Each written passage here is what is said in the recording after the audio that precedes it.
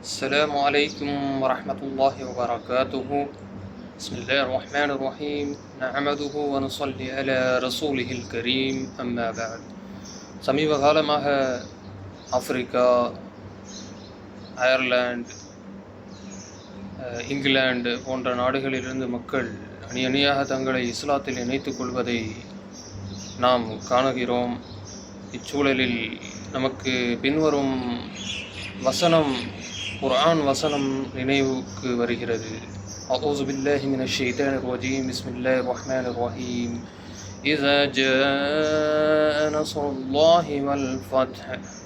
அல்லாஹ்வின் வெற்றியும் உதவியும் வரும் பொழுது, வரஐத்தன் நாஸ யதுகுலூன ஃபீ தீனில்லாஹி அஃப்வாஜா.